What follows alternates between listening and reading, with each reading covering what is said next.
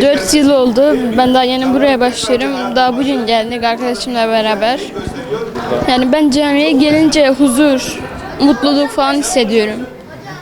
Allah'ın yani Kur'an okuyunca Allah'ın huzuruna çıkıyoruz. Öyle şeyler. Peygamberimizin hayatı ya da ahirete inanmak falan işte öyle şeylerden. Derslerimize de devam ediyoruz çok şükür.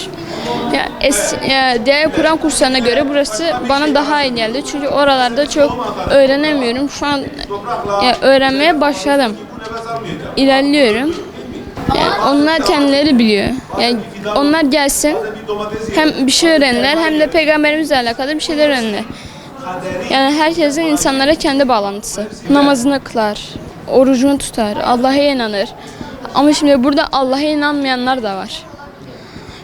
Şimdiki nesildeki kızlar yok manifest falan işte onlara. Yani kapalı kızlar bile bunlara yok manifest falan ben buyum ben şeyim. İşte böyle demeleri bile bana çok tuhaf geliyor yani. Neslimiz çok değişmiş. Bizde cuma namazlarına hiç gelmeyen erkekler gelebilir. Hiç Kur'an okumayan kızlar daha yeni Kur'an kurslarına başlayabilir. Küçük kızlar ya da hanımlar falan onlar için daha açılıyor. Gelip öğrenebilirler yani. İşte namaz kılmak, oruç tutmak, onun gibi şeyler. Şimdiki nesilde uzaklaşanlar var. Ailelerinden gizli kumar, içki falan içenler var. Yani bu çok kötü bir şey. Şimdi ben ailemden gizli hiçbir şey yapmıyorum. Ne söylersem de onlara söylerim.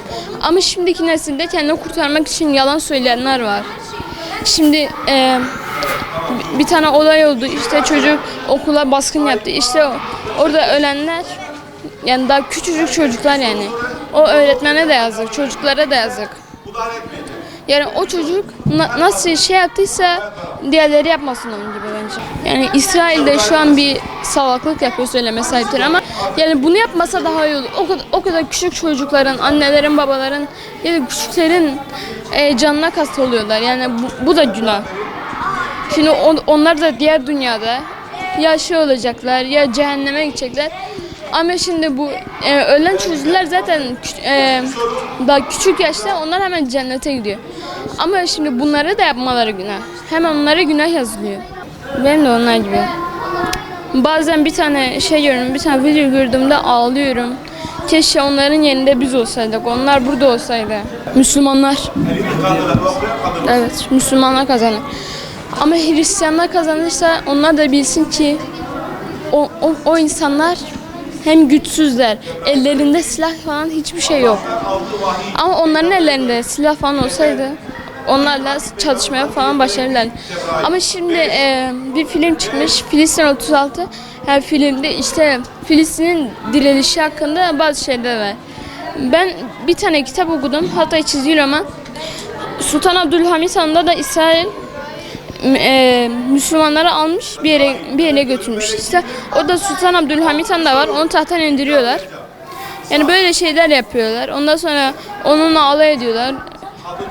Ondan sonra zaten peygamberimin bir sözü aklına geliyormuş. Ondan sonra kelime-i şehadet getirip gözleniyormuş. Evet. Yeni konuya geçiyoruz. Birinci ünite ibadetin anlamını ve çeşitlerini öğreniyoruz. Bu yıl 3-4 kez geldim. Yani 3-4 yıl geldim. Bu yıl bayağı geldim yani. Birkaç yıl. Kur'an'dayım. Kur'an dışında dinimi öğreniyorum. Kitabından dini bilgiler dersi işliyoruz. Dini bilgileri öğreniyoruz. Hoca bize konuları anlatıyor. Onları öğreniyoruz. Deyince aklıma Kur'an kursu falan geliyor. Cuma namazları geliyor. Buraya her geldiğimizde bir şeyler öğreniyoruz. O yüzden çok önemli bir şey. Ve çok güzel bir şey. Çok memnunum ben de. Kur'an okuyoruz. Namaz kılıyoruz. Vakit geçiriyoruz camide. Allah'a yakın olduğumu hissediyorum. Kur'an okuyoruz zaten. Onlara açıkçası çok üzülüyorum. İnşallah Allah onlara yardım eder. Filistin'e yardım eder. Ve bu savaş artık biter, sona erir. Mutlu mesut bir hayat geçirmeliyiz. Irkçılık yapmamalı, dinleri ayırmamalıyız. 3 yıldır geliyorum. Kur'an'a geçmeme çok az kaldı. Kur'an okumak hoşuma gidiyor. Bazen hoca yarışma falan yapıyor, ödül veriyor. Onları da seviyorum. Kur'an kursuna gel. Cuma namazında falan hoca anlatıyor, biz dinliyoruz. Elif Bağ'dan başlayıp Kur'an'a kadar gidiyoruz. Sonra temel dini bilgileri öğreniyoruz. Ahiret falan onları öğreniyoruz. Eskiden ne yapmış, nerede ölmüş, nerede doğmuş, ne zaman doğmuş, kaç yaşında peygamber olmuş. Böyle şeyler öğreniyoruz. Camiye gelmek bizim için bir sorumluluktur. En sonunda Müslümanlar kazanacak. Bunların hepsini her hafta bir konu inşallah işleyeceğiz. Tabii ilk önce abdestten başlayacağız. Abdest nasıl alınır? Tabii ki her 3 senedir geliyorum. Yani geçen sene Kur'an'a geçtim ama bu sene Elif Bağ'dayım. Allah geliyor aklıma. Bir de cennetteki peygamberler geliyor aklıma.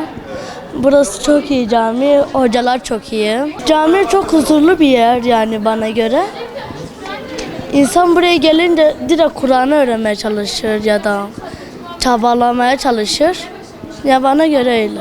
Müslümanların daha çok sevap kazanması için iyilik yapması gerek, zekat vermesi gerek, kelime-i şehadet getirmesi gerek, namaz kılması gerek, bir de oruç tutması gerek. Bazı telefonda uygulamalar da var, Kur'an uygulamaları. Onları da çalışabilirler eğer telefon oynarken. Eğer Kur'an kursuna gelmek istemiyorlarsa. İsrail çok acımasız. Yani biz Müslüman kardeşlerimiz de orada acı çekiyorlar hala. Yani Türkiye'nin ve bazı Müslüman ülkelerin çok çaba göstermesi gerek Filistin için. Yani sanki ben de oradaymışım gibi arkadaşlarım böyle bölüyormuş gibi kardeşlerim. En sonunda Müslümanların kazanılması gerek.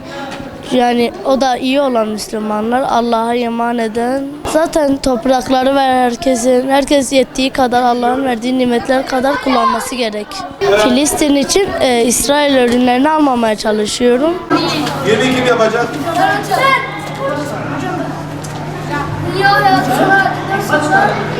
Elif Bağ işliyoruz, Kur'an işliyoruz. Dinimi öğreniyorumdan işliyoruz. Evet birazcık oynayabilir dediğimiz gibi telefonla. Ama bence bu süreyi biraz aşmaması lazım. Kur'an'dan uzak duracak şekilde asla olmaması lazım hocam. 5 vakit namazını kılabildiği sürece kılması lazım. Küfretmemesi lazım, sadık olması lazım. Günde bütün vakit namazlarını kılması lazım kılabildiği sürece.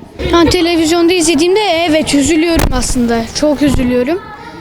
Hocam bence İsrail'i bir şekilde çökertmeleri lazım. Müslüman devletlerin bir araya gelmesi lazım. Hocam yani onlar için çok üzülüyorum.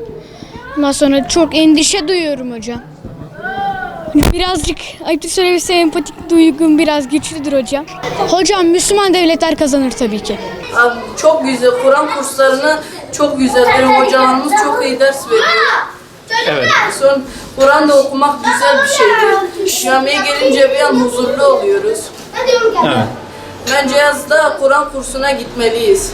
Kur'an okuması lazım, namaz kılması lazım, iyilik yapması lazım, sadakat vermesi lazım. Evet. Bir huzur geliyor bize camiye girince. Evet. Sonra telefondan da uzak duruyorum, televizyondan da. En az 2 saat oynuyorum telefon. Sonra Kur'an'ımı hep okuyorum. İnşallah Gazze'li kardeşlerimiz İsrail'i kavruk perişan edecek. Müslüman devletlerimiz kazanacak. İslam'ın 5 şartını teferruatıyla birlikte bazen de fiziki bir şekilde yapacağız inşallah. Allah'a izniyle. Tamam mı?